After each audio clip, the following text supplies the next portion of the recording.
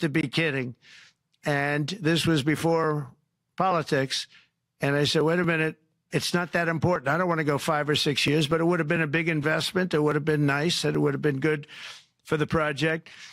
And I sent the people to the EU to see if they could speed it up. And basically, it was a 5 or 6 year wait just to get a simple approval that Ireland gave me in a period of literally not much more than a week. And I realized right then, that was the first time I really was involved with the EU, but I realized right then that's a problem.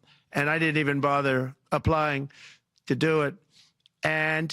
Or if I did, I pulled it very quickly. I have to be very accurate because I don't want to be criticized. He did apply, actually. No, I want to be very accurate. So I don't think I did, but if I did, I pulled it very quickly. It was just something you couldn't wait 5 years. In a very big business sense, a lot of people are claiming that's the problem. From the standpoint of America, the EU treats us very, very unfairly, very badly. They have a large tax that we know about, and a VAT tax, and it's a very substantial one. They don't take essentially don't take our farm products, and they don't take our cars, yet they send cars to us by the millions. They put tariffs on things that we want to do, like, for instance, I think they actually, in terms of these are non-economic or non-monetary tariffs, and those are very bad, and they make it very difficult to bring products into Europe, and yet they expect to be selling, and they do sell their products in the United States. So we have, hundreds of billions of dollars of deficits with the EU, and nobody's happy with it, and we're going to do something about it, but nobody's happy with it. So I think the EU has to speed up their process. Friends of mine that are in some of the nations within the EU, great people, they want to be able to compete better, and you can't compete when you can't go through the approval process fast. There's no reason why it can't go faster. So, I'm trying to be constructive. I love Europe. I love the countries of Europe, but the process is a very cumbersome one.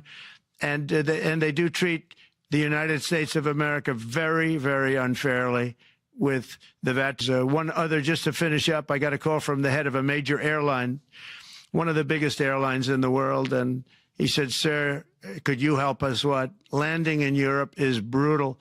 They charge us fees for everything, and it's so unfair. I said, how does it compare to China? He said, it's much worse. And the other thing, as you know, they took court cases with Apple, and they supposedly won a case that most people didn't think was much of a case. They won 15 or 16 billion from Apple. They won billions from Google. I think they're after Facebook for billions and billions. These are American companies, whether you like them or not. They're American companies, and they shouldn't be doing that. And that's, as far as I'm concerned, it's a form of taxation. So we have some very big complaints with the EU. Thank you. Thank you very much, Mr. President. We'll now go to one of your friends in the EU, Patrick Pouyanné. He's the chairman and CEO of Total Energies.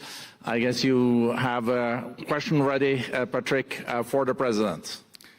Mr. President, as we understand, energy is at the top of your agenda, and it's an honor for me to represent the energy industry tonight. In this panel, Total Energies is indeed the fourth largest oil and gas and electricity company in the world. I will not ask you a question about the oil price. It's quite clear what you expect from us. I will go to gas more. And our company is the largest #1 exporter LNG from the US company.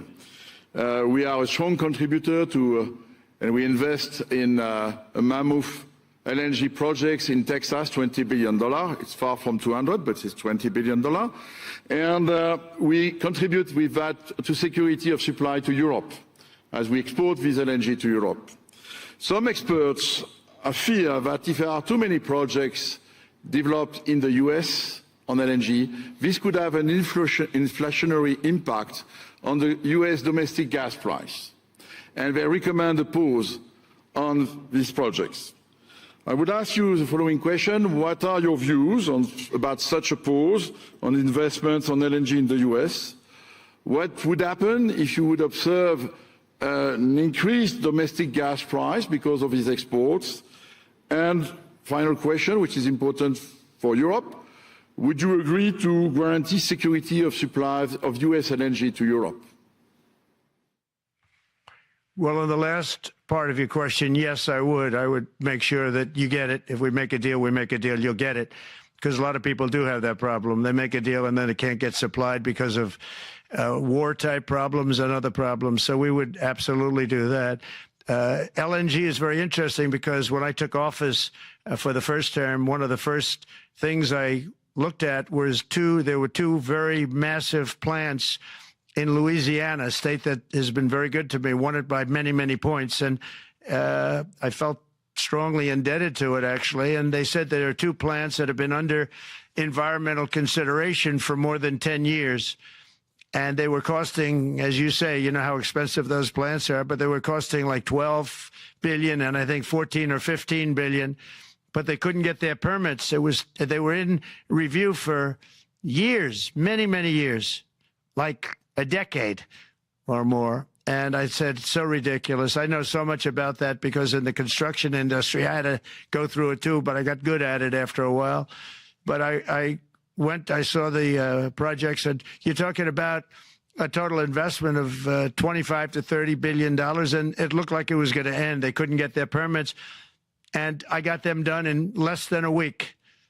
It was done, completed. In fact, when they called them to announce that it was done, the countries, largely countries, Japan was involved and another country and some very big investors, they couldn't believe it. They actually couldn't believe it. And I said, just do yourself one favor. Don't pay any consultants, because the only one that got it done was me. I got it done because it was the right thing to do for the U.S.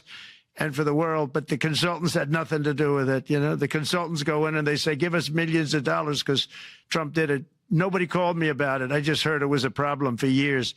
And I got it done because it was the right thing to do for the U.S. and the right thing to do for beyond. It had to do with energy, very important. So I think it's very important. I think I disagree with one. I think the rapid approvals, we're going to give very rapid approvals in the United States, like with the AI plants, talking to many people want to build them. That's going to be a very big thing. We're going to build electric generating facilities. They are going to build. I'm going to get them the approval. Under emergency declaration, I can get the approvals done myself without having to go through years of waiting. And the big problem is we need double the energy we currently have in the United States. Can you imagine? For AI to really be as big as we want to have it, because it's a very competitive, it'll be very competitive with China and others. So I'm going to give emergency declarations so that they can start building them almost immediately. And I think it was largely my idea because nobody thought this was possible. It wasn't that they were not smart, because they're the smartest. But I told them that what I want you to do is build your electric generating separate building, connect it. And they said, wow, you're kidding. And I said, no, I'm not kidding. You don't have to hook into the grid, which is old and, you know, could be taken out. If it's taken out, they wouldn't have any way to get any electricity. So we are going to allow them to go on a very rapid basis to build their plant, build the electric generating plant. They can fuel it with anything they want, and they may have coal as a backup, good, clean coal. You know, if there were a problem with a pipe coming in, as an example, you're going with gas, oil or gas, and a pipe gets blown up or for some reason doesn't work, there are some companies in the U.S. that have coal sitting right so that if there's an emergency, they can go to that short-term basis and use our very clean coal. So that's something else that a lot of people didn't even know about. But nothing can destroy coal, not the weather, not a bomb, nothing. It might make it a little smaller, might make it a little different shape, but coal is very strong as a backup. It's a great backup to have that facility, and it wouldn't cost much more money. and we have more coal than anybody. We also have more oil and gas than anybody. So we're going to make it so that the plants will have their own electric generating facilities attached right to their plant. They don't have to worry about a utility. They don't have to worry about anything. And we're going to get very rapid approvals. Thank you. Thank you so much, Mr. President. We'll now go to another CEO that you know very well, Brian Moynihan, the CEO and chair of Bank of America. Good afternoon, Mr. President, and congratulations and obviously an eventful week for you and your family. If you remember 5 years ago, you came here and we walked among 150 CEOs from all over the world and you engaged with them about your policies and your procedures. This year you're not here, and yet this week was eventful from the orders that you mentioned earlier, literally a wave of orders coming out on immigration, on trade, and many other matters. And so as a representative of the United States here, clear focus on growth, prosperity, market growth, stock market growth, a good bond market, and bringing down prices. So how do you think about the impact of all these orders and how fast they come out and how you're going to balance them with that scorecard of being successful in both continuing GDP growth, bringing down inflation, and also having a good stock price appreciation for the American citizen? Well, I think it's going to actually bring down inflation. It's going to bring up jobs. We're going to have a lot of jobs. We're going to have a lot of companies moving in. You know, Brian, we're at 21%. It was at 40%, and I got it down to 21%, the corporate tax. And it was actually, if you look at state and city, it was in many cases much higher than 40%. I got it down to 21%. And now we're going to bring it down from 21 to 15% if, there's a big if you make your product in the U.S. So we're going to have the lowest, just about the lowest rate. It'll be, the 21 is on the low side worldwide. The 15 is about as low as it gets. And by far the lowest of a large country, a large, you know, rich, powerful country by far, not even a contest. So we're going to bring it down to 15% if you make your product in the USA. So that's going to create a tremendous buzz. We're also probably going back to the one-year deduction where we deduct, you know, we did that originally, and that was amazing what the impact that had, the one-year deduction, which built up over a period of time, and then it expires. But we're going to go back to that when we do the renewal of the Trump tax plan. We have to get Democrats to approve it. But, you know, if the Democrats didn't approve it, I don't know how they can survive with about a 45% tax increase, because that's what it would be. And so I think they're going to do. We've been working along with them pretty well. I think it's very hard for a political group to say, let's charge people 45% more. So I think we're in good shape. But we're actually doing a reduction for business and small businesses where you're going to bring it down to 15%, which is really something. And by the way, speaking of you, and you've done a fantastic job, but I hope you start opening your bank to conservatives, because many conservatives complain that the banks are not allowing them to do business within the bank. And that included a place called Bank of America. They don't take conservative business. And I don't know if the regulators mandated that because of Biden or what, but you and Jamie and everybody, I hope you're going to open your banks to conservatives, because what you're doing is wrong. Mr. President, I'll say that your friend Gianni said hello, told me cup when it comes both this summer for the club and next year. So thank you for getting that for the United States. Thank you very much, Brian. Thank you, Mr. President. We'll now go to Anna Butin. She's the executive chairman of Banco Santander, one of the big European banks, and also in the U.S. So, Anna. Mr. President, congratulations on a historic victory. I believe you don't know me as well as my fellow panelists, so a few words. Santander is one of the largest banks in the world by number of customers, 170 million. That's more than my friend Brian or my friend Jamie have. And those... They fixed the regulation. That's coming, that's coming. That was cheeky. We're a big investor in the United States. We have many million customers, 12,000 employees. We're one of the largest auto lenders. And we recently launched a fully digital bank called Open Bank. We strongly believe banks have a pivotal role in the economy. More customers, that's what we're doing in the United States. So as Brian pointed out, we very much welcome your focus on deregulation and reducing bureaucracy. So my question is, what are your priorities? I think it's going to, thank you and congratulations. I know very much about your bank, and you've done a fantastic job. Congratulations. We are going to move very quickly. We've moved very quickly. We've done things in the last 3 days that nobody thought were possible to do in years. And it's all taking effect. It's going to have a huge impact on the economy, a huge positive impact. Money was being wasted on crazy things. I mean, the Green New Deal was such a total disgrace, how that was perpetrated. And it was conceived of by people that were average students, less than average students, I might add, and never even took a course in energy or the environment. It was just a game. Remember, the world was going to end in 12 years? Remember that? Well, the 12 years has come and gone. It was going to end. It was going to all foam into earth. But, you know, the time has come. These people, and they really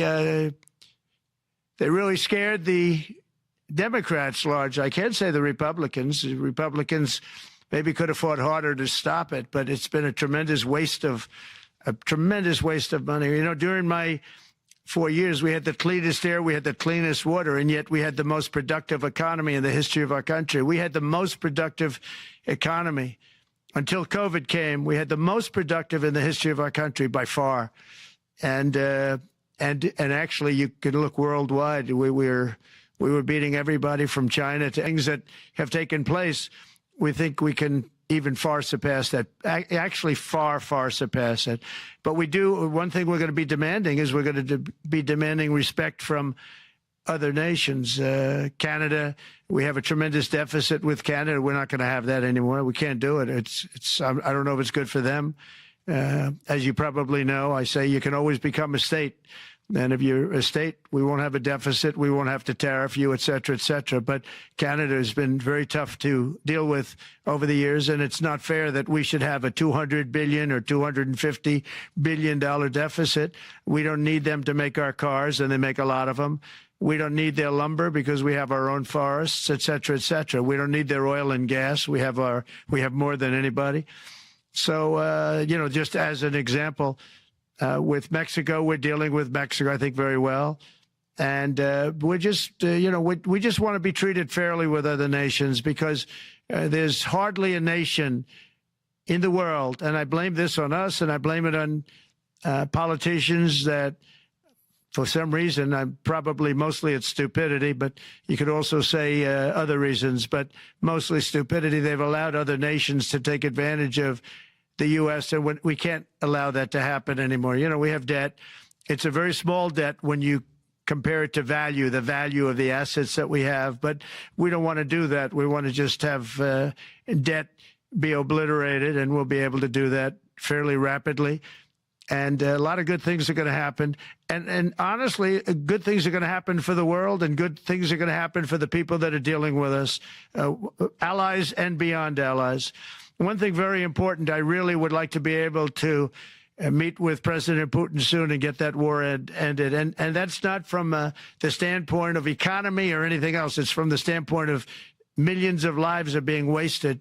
Beautiful young people are being shot in the battlefield. You know, the bullet, very flat land, as I said, and the bullet goes, there's no hiding. And a bullet, the only thing going to stop the bullet is a human body. And you have to see, I've seen pictures of what's taken place. It's a carnage, and we really have to stop that war. That war is horrible. And I'm not talking economy. I'm not talking economics. I'm not talking about natural resource. I'm just talking about there's so many young people being killed in this war. And that's not including the people that have been killed as the cities are being, you know, knocked down building by building. So we really should get that stopped. Likewise, in the Middle East, I think we've made a lot of progress in the Middle East. Thank you. Thank you, Mr. President. We know that most consequential global economy, China close to 20, that's almost half of the global GDP.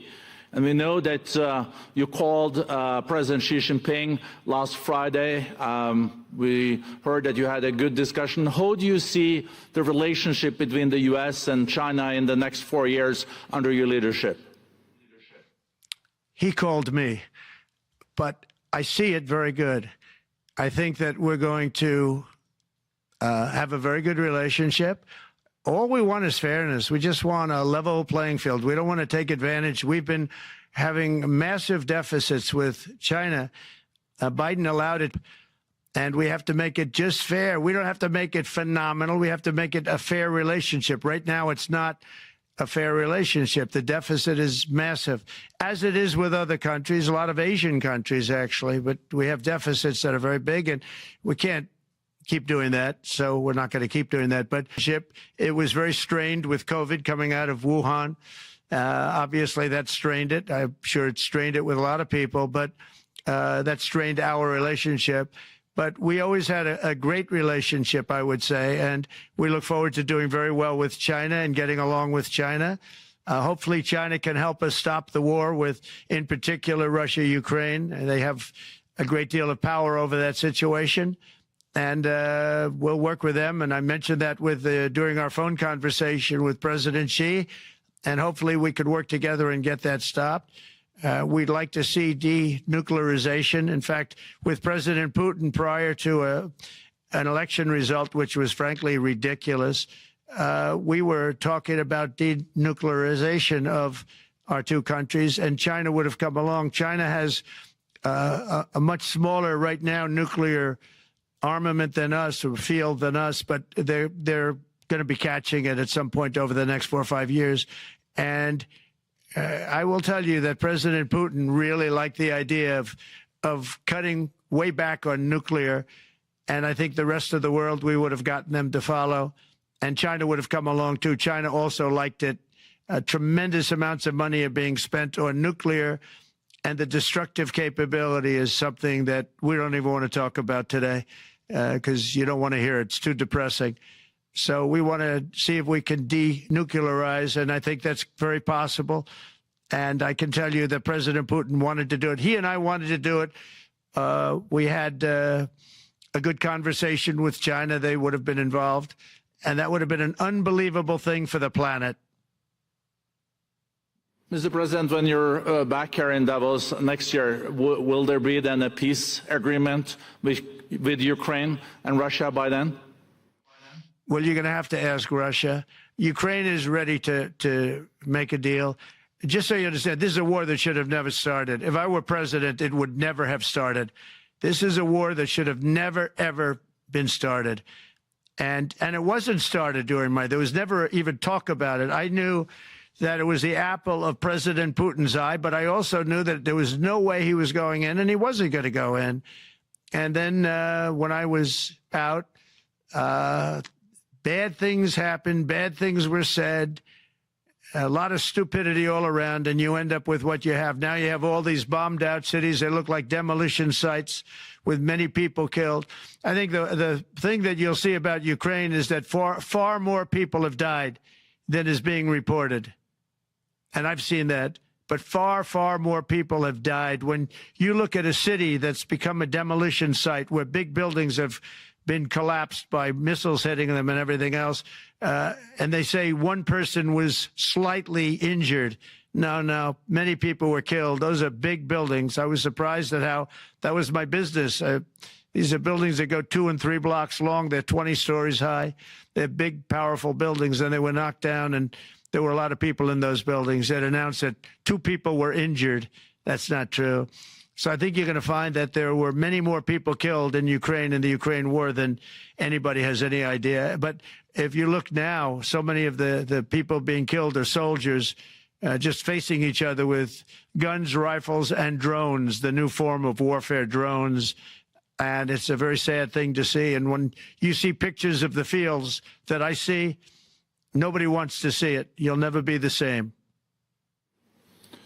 Thank you very much, Mr. President, on behalf of 1,000 participants here in Davos. We really underline that joining us the third day in your presidency, live taking questions here is so appreciated, and we are already ready for receiving you next year in person. So thank you very much, and all the best from Davos.